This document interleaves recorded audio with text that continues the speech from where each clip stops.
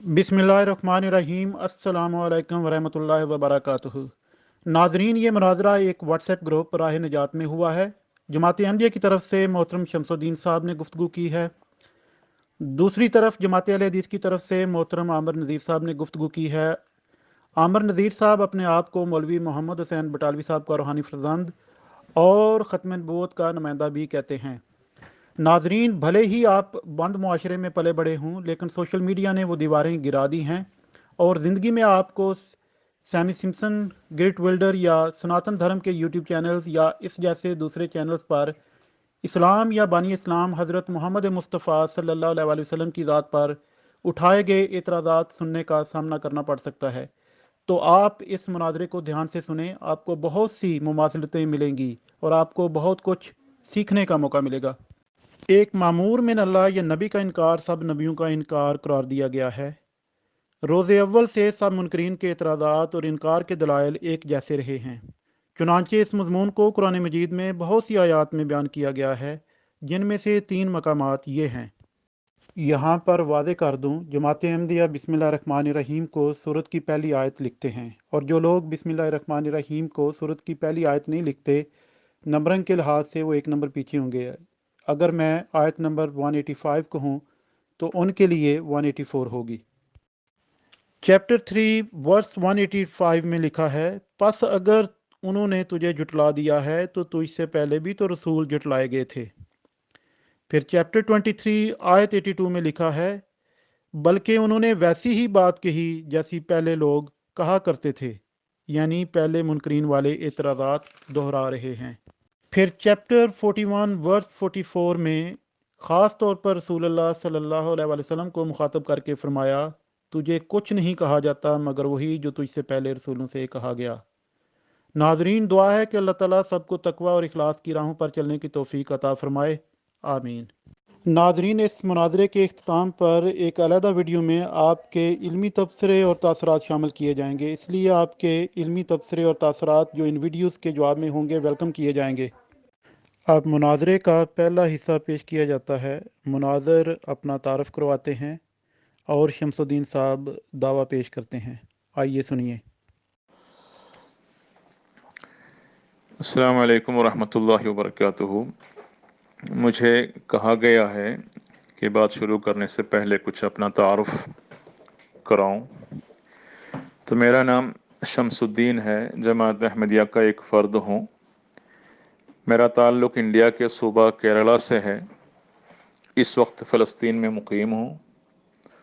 उर्दू जानता हूँ, अगरचे कि अहले ज़ुबान तो नहीं। यहाँ बात शुरू करने से पहले हम दोनों फ़रीक़ैन के मेंबरान के दरमियान मुशावरती गुफ्तगू हुई थी और हमारी नीयत हिदायत और गुमराही से निजात है। फ़रीक़ैन के दरमियान दलाइल से मुअद्दबाना रंग में गुफ्तगू होगी इंशाअल्लाह। तो नेक नियति से सामीन भी इस गुफ्तगू को सुनेंगे और ख़ुद इंशाअल्लाह गुफ्तगू के अख्तिताम पर वो ख़ुद नताज निकाल सकेंगे मुनसफ़ाना रंग में। हार जीत हमारा मतमय नज़र तो नहीं है, बल्कि इस्लाह और राह निजात का हुसूल हमारा मकसद है। गुफ्तगू के लिए मैंने बताया था कि वक्त के मुताबिक इंशाअल्लाह हाज़िर हुआ करूँगा, हो सकता दिन में एक बार, अपने वक्त के मुताबिक इंशाअल्लाह। और मौजू के बारे में भी हमारी ख्वाहिश थी कि कुरान और हदीस के हवाले से रसूल करीम सल्लल्लाहु अलैहि वसल्लम के बाद किसी भी मबूस मिन अल्लाह की क्या कोई ज़रूरत है या आमद हो सकती है कि नहीं, इस बारे में गुफ्तगू की जाए। तो अगर ये वाज़ेह हो जाए कि कुरान हदीस किसी और इंसान को रसूल करीम सल्लल्लाहु अलैहि वसल्लम के बाद किसी भी इंसान की बासत के कायल ही नहीं है, तो फिर जमात अहमदिया की तमाम बातों को जड़ से ही उखाड़ने का एक अच्छा मौका होता है।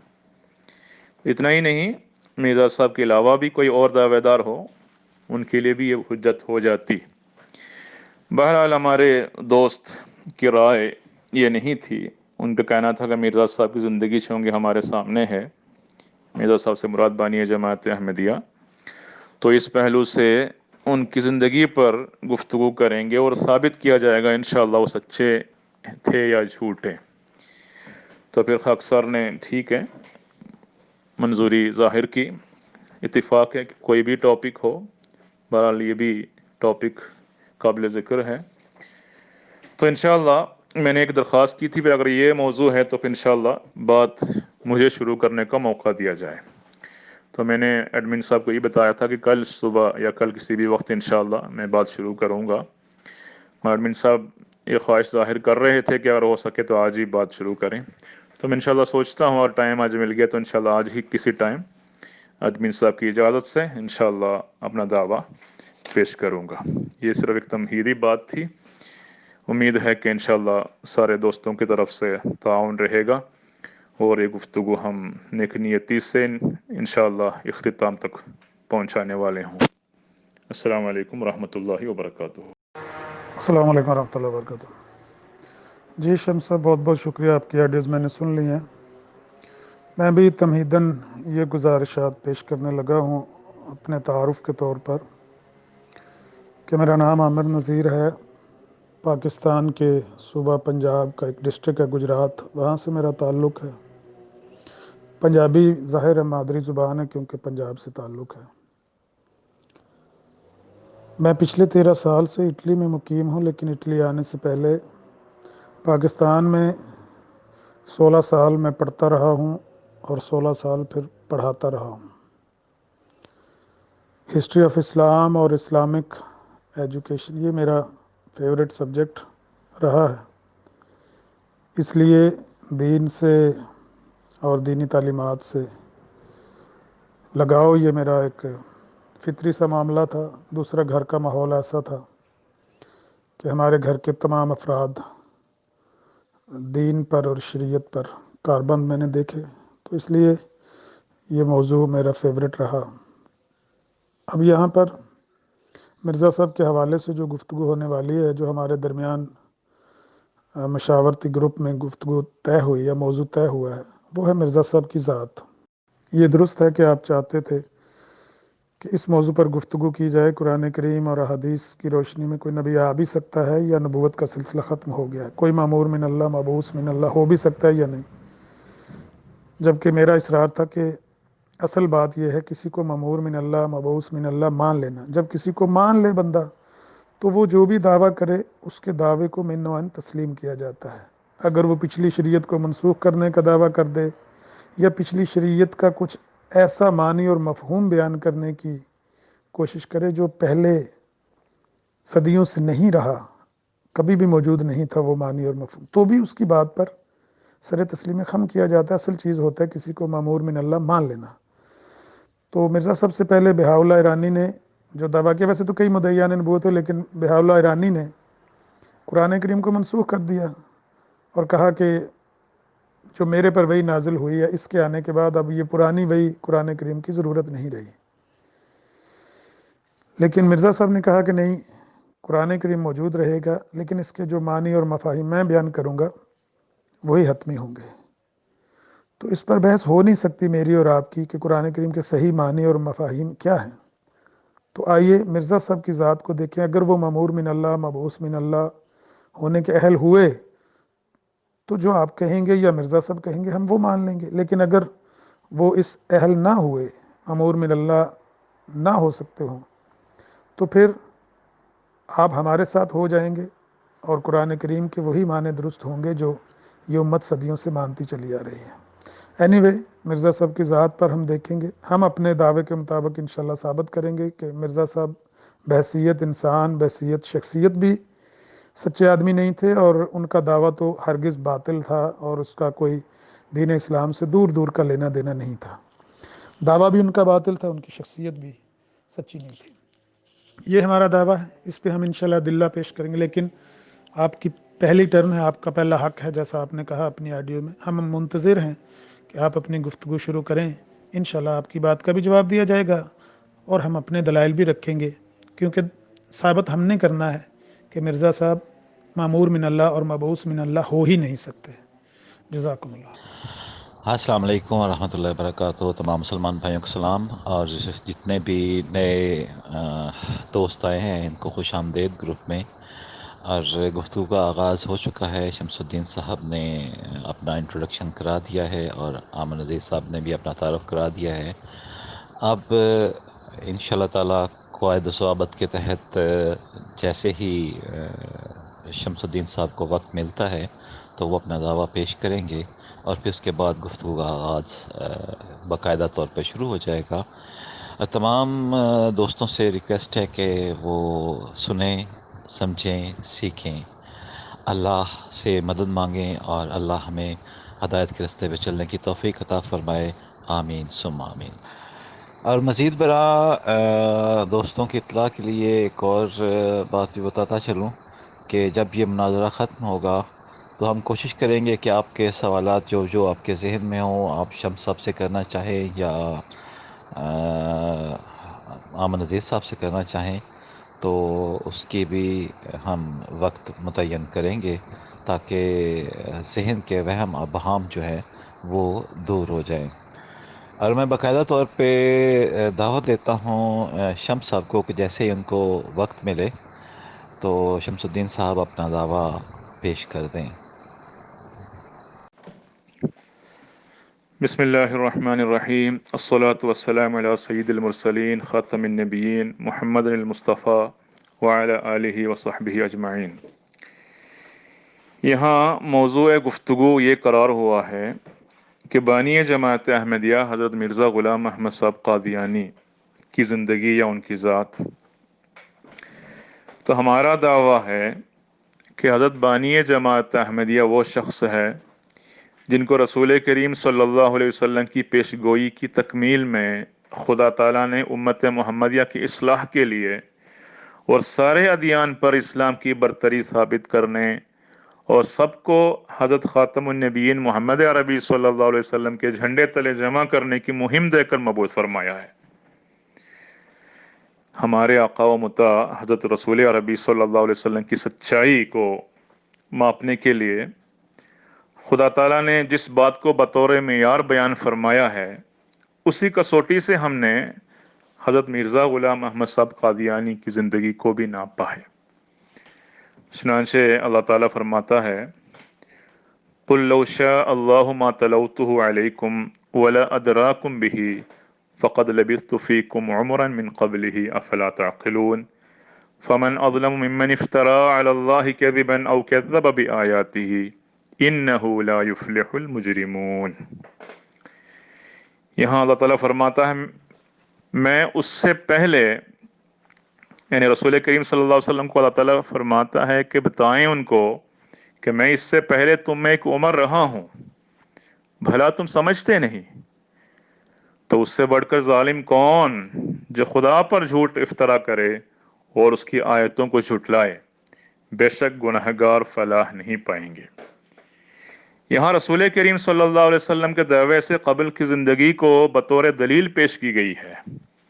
چنانچہ واقعہ معروف ہے، مشہور ہے کہ شروع رسالت کے زمانے میں رسول کریم صلی اللہ علیہ وسلم نے کفار قریش کو صفا پہاڑ پر جمع کیا اور فرمایا بتاؤ تو صحیح، اگر میں تم کو بتا دوں، یہ خبر دوں کہ دشمن کے سوار اس پہاڑ کے تلے سے نکلنے والے ہیں تو کیا تم میری بات کو سچ مانو گے؟ تو انہوں نے ایک زبان ہو کر کہا بے شک، کیونکہ ہم نے آپ کو آج تک کبھی جھوٹ بولتے نہیں دیکھا۔ تب آپ نے اپنی رسالت کا اعلان فرمایا، اگر وہ سچ ہے تو یہ بھی سچ ہے۔ لیکن ابو لہب نے کہا تباً لک الہذا جمعتنا، تم پر ہلاکت ہو، کیا اس لیے تم نے ہمیں جمع کیا یہاں پہ؟ تو یہ ہے بات۔ تو بالکل ایسی ہی بات ہے حضرت بانی جماعت احمدیہ کے ساتھ ہوئی۔ اسلام کی خاطر ان کی انتھک محنت، ان کی پاکیزگی اور ان کے صدق و صفا کو دیکھ کر ہم اثر علماء ان کی مدح میں کلام کیا، باتیں کی، مگر وہی علماء دعویٰ کے بعد آپ کو جھوٹا قرار دیا، یہ جھوٹے ہیں، کہنے لگا کہ یہ جھوٹے ہیں۔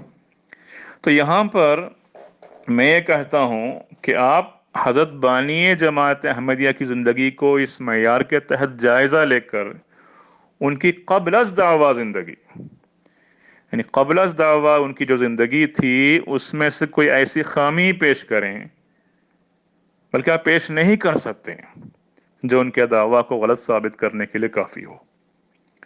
ہاں پھر اگر شکوہ صرف ان کی زندگی بعد از دعویٰ پر ہے تو پھر وہ باتیں قابل وضاحت ہیں، جس طرح تمام مامورین بشمولیت حضرت رسول کریم صلی اللہ علیہ وسلم کی زندگی بعد از دعویٰ غیروں کے سامنے قابل وضاحت ہے۔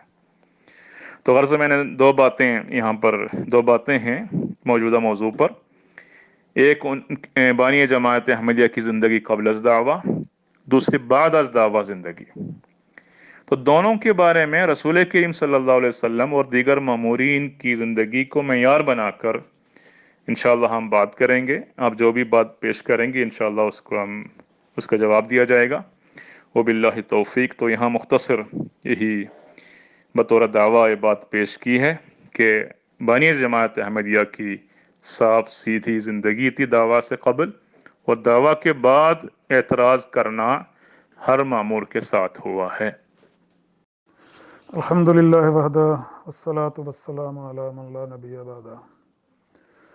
السلام علیکم ورحمۃ اللہ وبرکاتہ۔ جی اخوان، آپ نے شمس صاحب کی آڈیو سن لی ہوں گی۔ شمس صاحب، آپ نے سورہ یونس کی جو 2 آیات تلاوت کی ہیں، آیات تو آپ نے تلاوت کی ہیں لیکن ان کا پورا معنی آپ نے نہیں بیان کیا، شروع سے آپ نے بات پوری نہیں بیان کی۔ قُل لَوْ شَاءَ اللَّهُ مَا تَلَوْتُهُ عَلَيْكُمْ وَلَا أَدْرَاكُمْ بِهِ فَقَدْ لَبِثْتُ فِيكُمْ عُمَرًا مِّن قَبْلِهِ أَفَلَا تَعْقِلُونَ۔ آپ نے یہ حصہ، اگلا حصہ تو بیان فرمایا ہے کہ میں تمہارے اندر ایک عمر کا حصہ گزار چکا ہوں، لیکن اس سے پچھلا حصہ قُل لَوْ شَاءَ اللَّهُ مَا تَلَوْتُهُ عَلَيْكُمْ وَلَا أَدْرَاكُمْ بِهِ، اس کا ترجمہ اور اس کا معنی نہیں آپ نے بیان کیا، اور بات ساری اسی حصے میں ہے کہ کہہ دیجئے اگر اللہ کو منظور ہوتا تو نہ میں تمہیں پڑھ کے سناتا اور نہ اللہ تعالیٰ اس کی اطلاع کرتا۔ یعنی جو قرآن کریم نبی علیہ الصلوۃ والسلام یا جلی وحی لوگوں کے سامنے تلاوت فرماتے تھے، انہوں نے جب مطالبہ کیا کہ آپ بدل کر کچھ اور نئی آیات یا نیا کلام پیش کریں، تو اصل میں نبی علیہ الصلوۃ والسلام کو یہ حکم کیا گیا کہ آپ ان کو بتائیں کہ میں نے تو آپ میں ایک عمر گزاری ہے، اگر اللہ کا حکم نہ ہوتا تو میں نہ پڑھ کے سناتا، یعنی یہ آیات میں پڑھ ہی نہیں سکتا، یہ تلاوت کر ہی نہیں سکتا۔ کیوں؟ میں امی ہوں، میں پڑھا لکھا ہوا نہیں ہوں۔ نبی علیہ الصلوۃ والسلام تو پڑھے لکھے نہیں تھے، آپ تو اپنا نام بھی سیدنا علی رضی اللہ تعالیٰ عنہ کو حدیبیہ کے مقام پہ فرمانے لگے کہ علی بتاؤ میرا نام کہاں ہے، انگلی رکھو میں مٹا دیتا ہوں، مشہور واقعہ لوگوں کو یاد ہوگا۔ تو نبی علیہ الصلوۃ والسلام تو یہ قرآن کریم کی آیات اپنے پاس سے کیسے گھڑ کے بیان کر سکتے تھے؟ لہٰذا لوگوں کی اس شک کو رفع کرنے کے لیے نبی علیہ الصلوۃ والسلام پر یہ آیات نازل ہوئیں، نہ کہ یہ کوئی سٹینڈرڈ تھا۔ لیکن شمس صاحب، آپ کا یہ بیان کردہ معیار بھی ہمیں قبول ہے، ہم نہیں چاہتے کہ جھگڑا ہو، بلا وجہ کی طوالت ہو گفتگو میں، آئیں آپ کے اس معیار کو قبول کر لیتے ہیں۔ جی شمس صاحب، آپ بتائیں گے کہ مرزا صاحب نے نبوت کا دعویٰ کب کیا، کس موقع پر انہوں نے دعویٰ کیا اور لوگوں نے ان کے اس دعوے کی وجہ سے ان پر کیچڑ اچھالا؟ حالانکہ یہ بات ویسے ہے خلاف حقائق۔ میں آپ کو بتاؤں، نبی علیہ الصلوۃ والسلام کو مشرکین مکہ یا ان کے مخالف اس لیے سچا نہیں مانتے تھے کہ ان کے سامنے، ان کی ان مادی آنکھوں کے سامنے فرشتہ نازل نہیں ہوتا تھا، وہ فرشتے کو دیکھ نہیں سکتے تھے۔ کلام کیسے نبی علیہ السلام پر نازل ہوتا ہے، آسمان سے آتا بھی ہے نہیں آتا ہے، کوئی فرشتہ لاتا بھی ہے نہیں لاتا ہے، صرف اس سینس میں وہ ان کو کہتے تھے کہ ہم آپ کو سچا نہیں مانتے۔ اگرچہ ماضی آپ کا درست ہے، آپ نے کبھی جھوٹ نہیں بولا ساری زندگی، لیکن اس معاملے میں ہم آپ کو سچا نہیں مانتے کہ آپ پر کوئی فرشتہ نازل ہوتا، صرف اتنے ہی سینس میں وہ ان کا انکار کرتے تھے۔ حالانکہ ہم مرزا صاحب کا اس سینس میں انکار نہیں کرتے، اس سینس میں ان کو جھوٹا نہیں کہتے، نہیں۔ مرزا صاحب کے تو سامنے کھڑے ہو کے لوگوں نے کہا کہ مرزا صاحب آپ ہمیں جس بات کا گواہ بنا رہے ہیں ہم اس بات کے گواہ نہیں ہیں۔ میں بڑی مثالیں پیش کر سکتا ہوں۔ ڈاکٹر جگن ناتھ نے بھی یہی کہا کہ مرزا صاحب آپ جو بات بیان کر رہے ہیں یہ خلاف حقائق ہے۔ مولانا بٹالوی نے کرسی معاملے کہا مرزا صاحب جو بات آپ بیان کریں یہ خلاف حقائق، حتیٰ کہ مرزا صاحب کے جو بچپن کے دوست تھے لالا شرمپت اور بھیم سن وغیرہ جو قادیان میں ان کے بچپن کے ہمجولی تھے، انہوں نے بھی انکار کر دیا. انہوں نے کہا مرزا صاحب آپ ہمیں اپنے الہامات کا گواہ بنا رہے ہیں، ہم آپ کے الہامات کے گواہ نہیں ہیں، ہمیں تو پتہ نہیں الہام ہوتی کیا بلا ہے. ہمیں تو مرزا صاحب لے جاتے تھے اور کہتے تھے کوئی حرام سنانا ہے تو ادھر لے جاتے تھے، ہم سن کے کہتے تھے بھائی میں آپ گواہ ہیں، ہمیں کیا پتا ہمیں کس بات کا گواہ بنا رہے ہیں مرزا صاحب. بہرحال اس سینس میں نبی علیہ الصلوۃ والسلام کو کبھی کسی نے نہیں کہا کہ آپ غلط بات کر رہے ہیں، یعنی خلاف حقائق بات کسی کا الزام نہیں تھا آپ پر. بس ایک الزام تھا کہ آپ جو فرشتے کا ذکر کرتے ہیں، کلام کا ذکر کرتے ہیں، ہم اس کو نہیں مانتے، اس میں ہم آپ کو سچا نہیں پاتے. چلیں ٹھیک ہے، آپ نے جو معیار بیان کیا اسی کے مطابق آپ بیان فرما دیں مرزا صاحب نے کب دعویٰ نبوت کیا جس سے لوگوں کے درمیان بدگمانی پیدا ہوئی اور لوگ بد کے اور لوگوں نے مرزا صاحب پر کریکٹر اسیسینیشن شروع ان کی کر دی، یا ان پر کردار کشی کر دی شروع، ان پر حملہ کر دیا کہ نہیں نہیں نہیں آپ جھوٹے ہیں، آپ کذاب ہیں، آپ دھوکے باز ہیں. یہ واقعہ کب ہوا؟ جب آپ بتائیں گے کہ مرزا صاحب نے فلاں تاریخ، فلاں سال، فلاں مہینے میں مرزا صاحب نے نبوت کا دعویٰ کیا، اس سے پیچھے ہم ثابت کر دیں گے، آپ کے گھر سے گواہی دلوا دیں گے کہ مرزا صاحب کا اس سے پیچھے کا کردار ہم چیک کر لیتے ہیں. چلیں بتائیں وہ دن، مہینہ، سال، اس سے پیچھے والا کریکٹر مرزا صاحب کا چیک کر کے آپ کے سامنے رکھ دیتے ہیں. بسم اللہ الرحمن الرحیم. السلام علیکم ورحمۃ اللہ وبرکاتہ. آیت فقد لبثت فیکم عمرا من قبلہ کا میں نے صرف اس حصے کو لیا تھا ترجمہ کرتے ہوئے جو اللہ تعالیٰ نے ایک عقلی دلیل کی صورت میں پیش فرمایا ہے. کفار مکہ نے کس سینس میں نبی کریم صلی اللہ علیہ وسلم کو بعد از دعویٰ انکار کیا اس کی تفصیل کی ہمیں ضرورت نہیں ہے، اور کہیں قرآن اور حدیث نے اس کو نزول ملائکہ پر منحصر بھی نہیں کیا، تو پھر اس بات میں پڑھنے کی ہمیں ضرورت ہی نہیں پیش آتی. اس وقت ہماری عقلی اور منطقی دلیل صرف اتنی ہے کہ ایک انسان جوانی کی عمر میں لمبا عرصہ اپنی قوم میں سچا اور پارساز رہا، تو پھر اس کے بعد بڑی عمر کو پہنچ کر ایک دم جھوٹا ہونا یہ منطق کی بات نہیں ہے. یہی اللہ تعالیٰ نے فرمایا وہاں پہ. کفار مکہ رسول کریم صلی اللہ علیہ وسلم کے بارے میں آپ کے دعوے سے پہلے یہی کہا کرتے تھے کہ ما جربنا علیک الا صدقا، یعنی آپ کے اوپر ہم نے صدق کے علاوہ، سچائی کے علاوہ کسی چیز کا تجربہ ہی نہیں کیا. لیکن دعوے کے بعد قال الکافرون ھذا ساحر کذاب، تو دعوے کے بعد ہی سب کچھ ہوا ہے. اب وہ دعوی ملائکہ کے آنے کا ہے، نہ آنے کا، دیکھنے کا، نہ دیکھنے، یہ بات نہیں ہے. موٹی سی بات یہ ہے کہ دعوے کے بعد آپ کو ساحر اور کذاب کہا. بانی جماعت احمدیہ نے بھی اس دلیل کو بطور چیلنج پیش کیا ہے. چنانچہ کتاب تذکرۃ الشہادتین آپ کی کتاب ہے 1903 کی، اس میں آپ فرماتے ہیں کون تم میں ہے جو میری سوانح زندگی میں کوئی نکتہ چینی کر سکتا ہے؟ پس یہ خدا کا فضل ہے کہ اس نے ابتدا سے مجھے تقوی پر قائم رکھا، اور سوچنے والوں کے لیے یہ ایک دلیل ہے. چنانچہ آپ نے یہ بات پیش فرمائی. چیلنج کو اس زمانے میں کسی نے قبول نہیں کیا. یہ چیلنج اس وقت نہ ان لوگوں کا یا علماء کا قبول نہ کرنا ہمارے لیے اتمام حجت ہے، کیونکہ آپ کے ہم مکتب، ہم مشرب علماء آپ کے مخالفین کے صف میں موجود تھے، اس وقت باحیات تھے، انہوں نے بھی اس تحدی کو قبول نہیں کیا. تو ہمارے لیے تو اس وقت سے اتمام حجت ہو چکا ہے. بلکہ تاریخ تو ہمیں یہ بتاتی ہے کہ حضرت بانی جماعت احمدیہ کے بارے میں ان کے ابتدائی ساتھی مولوی محمد حسین بٹالوی، اسی طرح مولوی سراج الدین صاحب، والد مولوی ظفر علی صاحب، ان سب لوگوں نے گواہی دی ہے کہ آپ جوانی میں بڑے مخلص اور پرہیزگار رہے ہیں. بس عند ضرورت انشاءاللہ ان کے الفاظ بھی حسب ضرورت انشاءاللہ میں آپ کے سامنے رکھوں گا. اب اس رہا آپ کا سوال، میں اگلے کلپ میں بولتا ہوں، اگلے انشاءاللہ وائس میں. آپ نے جو دوسرے وائس میں جو آپ نے سوال کیا کہ آپ بتائیں مرزا صاحب کا دعویٰ کب، تاریخ اور مہینہ اور سال کیا ہے، تو بات یہ ہے کہ بعض انبیاء شریعت لے کر آتے ہیں اور بعض وقت پر موجودہ شریعت کے مطابق فیصلہ کرتے ہیں. رسول کریم صلی اللہ علیہ وسلم کو جو وحی تشریع نازل ہوئی وہ قرآن کریم ہے. اس کا یہ مطلب تو نہیں ہو سکتا کہ قرآنی وحی کے علاوہ کسی بھی قسم کی وحی آپ کو نہیں ملی. اور نہ ہی یہ مطلب نکال سکتے ہیں کہ نزول قرآن سے قبل کسی بھی قسم کی وحی نہیں ملی۔ ہاں، تاریخ میں مسجلہ وحی تشریعی کے لحاظ سے عموماً دیکھا جاتا ہے، اور وہ اقرا بسم ربک سے شروع ہوتی ہے، اس میں ہمیں انکار نہیں۔ اسی طرح دیگر انبیاء کرام کی نبوت کی بھی ہمیں کوئی معین تاریخ نہیں ملتی، اور نہ ہی تاریخ معلوم کرنا کوئی شغل رہا ہے۔ البتہ اپنی اپنی قوم کے سامنے اپنی ذمہ داری اور اپنے مشن کا جب اعلان کرتے ہیں تو فریقاً کذبتم کے تحت کچھ لوگ فوراً ان انبیاء کرام کو جھوٹے قرار دیتے ہیں۔